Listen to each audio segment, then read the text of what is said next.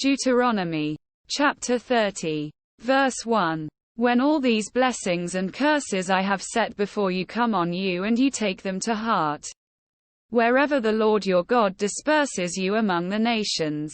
Verse 2. And when you and your children return to the Lord your God and obey him with all your heart and with all your soul according to everything I command you today. Verse 3. Then the Lord your God will restore your fortunes and have compassion on you and gather you again from all the nations where he scattered you. Verse 4. Even if you have been banished to the most distant land under the heavens, from there the Lord your God will gather you and bring you back. Verse 5. He will bring you to the land that belonged to your ancestors, and you will take possession of it. He will make you more prosperous and numerous than your ancestors. Verse 6. The Lord your God will circumcise your hearts and the hearts of your descendants, so that you may love him with all your heart and with all your soul, and live. Verse 7. The Lord your God will put all these curses on your enemies who hate and persecute you. Verse 8. You will again obey the Lord and follow all his commands I am giving you today. Verse 9. Then the Lord your God will make you most prosperous in all the work of your hands and in the fruit of your womb, the young of your livestock and the crops of your land.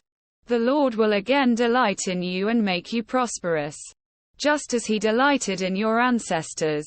Verse 10. If you obey the Lord your God and keep his commands and decrees that are written in this book of the law and turn to the Lord your God with all your heart and with all your soul. Verse 11. Now what I am commanding you today is not too difficult for you or beyond your reach. Verse 12. It is not up in heaven, so that you have to ask, who will ascend into heaven to get it and proclaim it to us so we may obey it?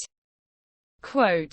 Verse 13. Nor is it beyond the sea, so that you have to ask, who will cross the sea to get it and proclaim it to us so we may obey it? Quote. Verse 14. No. The word is very near you. It is in your mouth and in your heart so you may obey it. Verse 15. See, I set before you today life and prosperity, death and destruction. Verse 16. For I command you today to love the Lord your God, to walk in obedience to him, and to keep his commands, decrees and laws. Then you will live and increase, and the Lord your God will bless you in the land you are entering to possess. Verse 17. But if your heart turns away and you are not obedient, and if you are drawn away to bow down to other gods and worship them. Verse 18. I declare to you this day that you will certainly be destroyed. You will not live long in the land you are crossing the Jordan to enter and possess.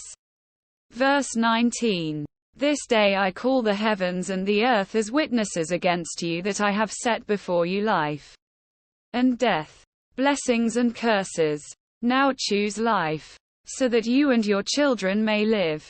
Verse 20. And that you may love the Lord your God, listen to his voice, and hold fast to him.